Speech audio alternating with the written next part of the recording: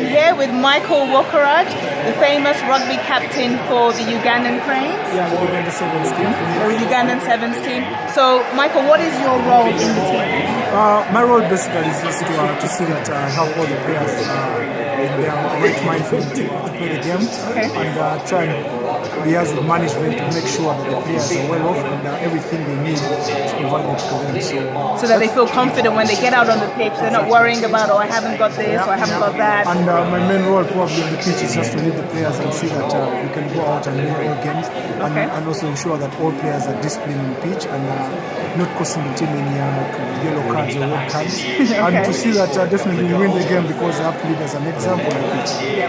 And then what position do you play in the match? I play centre in the match, so I'm an outside centre. I help the win a lot.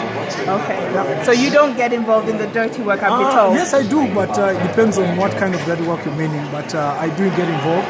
It's just that more so I don't play in the park because the park has more dirty work than the backline. I'm a backline player, and I'm basically one of those people who does the clean work of running with the ball and supplying the ball here and scoring points. And scoring tries. That's what we want, all right? That's what we want. So currently, how are the Ugandan team, how are they doing currently? We're doing quite well. We just had a concluded tournament in Hong Kong. It didn't go very well for us because we stopped in the quarterfinals. But then I think the team is doing well quite in this year, and we still have more tournaments to come. So our heads are not down. We're still going back to camp and train because we know it's good for us to keep doing what we're doing, because at the end of it we can become better players. So you're in it for the long haul. Yes, definitely. You keep on going so that you can succeed and you can get to where you need to be. Yeah, because in this sport, nothing you cannot foresee the future, but you just have to work to get to the future. Yeah, that's a good ethos to have for life as well. Never give up, keep on going, and push through till you succeed. Definitely. So, what is there anything that you do, Michael, outside of rugby? Yes, outside of rugby, I work. I'm a procurement officer as well because I'm not a professional rugby player. You all know Uganda doesn't have any professional rugby players. So, in my free time, I play rugby. And then my off rugby, I am definitely working the whole week. I have my job that I do. I work from 8 to 5 p.m. Then I can have my training after I'm done my work. And then I'm also involved in a foundation. It's a partner foundation. It's not my own. Okay. It's called Aliguma Foundation. Aliguma Foundation. Yeah. I'm going to put the link in the description below, in the comments below, so you can click on that and support. Yeah. So what we do is we support kids who have come out of school because of certain things, maybe because they don't have fees money to pay, or they lack certain needs. So we come together. Situations. Exactly. So we come together and see that we take these kids back to school, and also try and see that we build their talent. If they're playing sports, any kind of sport, whether it's rugby or it is soccer, so it's football, we make sure at least their talent goes hand in hand with their education. So that's basically what we do, and we try as much as possible to better their lives in any situation that we can, because we understand some of them don't really have certain needs. So we try and come together and see that we provide all this for them. To help them. A really great cause to back. And you said the name of the charity is? It's Aliguma Foundation. Aliguma Foundation. Yeah. I'll get that on Google and I'll put that in the description below. Yeah, just about the foundation, it came up because during our time when we were growing up, there was an estate that was clean sweep, like clean, everyone was in that estate. What do you mean clean sweep? They were pushed out? Yeah, they were pushed out. Okay. So that's the Ngero and Ngero estates. I think Brian Omoni must be there in this estate because he has grown up in one of them. Yep. And then all these kids had nowhere to go, so they all relocated into slums. Right, okay. And so in those slums, they were forgotten. They were forgotten. So we're just trying to show them that we have people who care about them, and then we have people who can give back to them to see that their lives get better. And encouraging them to think to know that they can go beyond where they are at the moment, and they have a future. They can take those opportunities to grow and help the country and help themselves. Because we always preach to them that, okay, look here, this happened, it's not the end of the world. You can still pick up yourself and get it back and become a better person in life. Fantastic. And do you, because it seems like that kind of work, I'm just making the assumption that kind of work would be mainly for boys? Is that, do you have girls as well? Definitely we have girls, because currently, personally, I'm paying for about 10 of them to go back to school.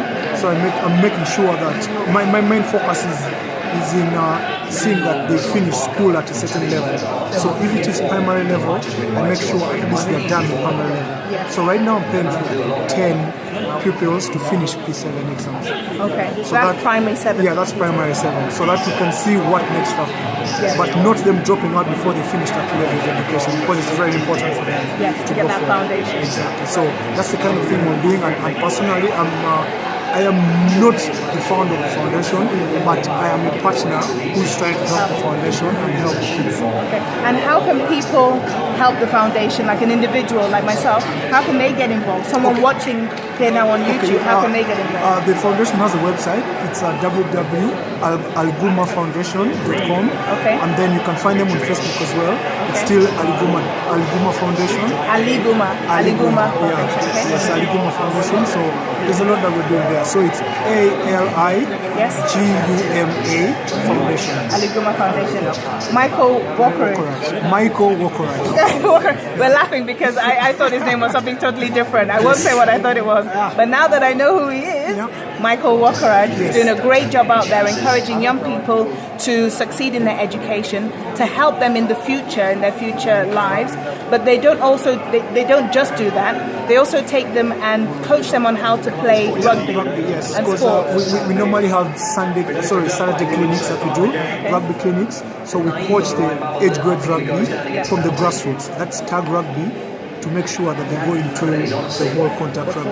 Okay. So the tag rugby is more or less like touch rugby. It's not really dangerous for the kids. Good. It's just to get them into the skill of rugby, what is required of them and how they can play the game.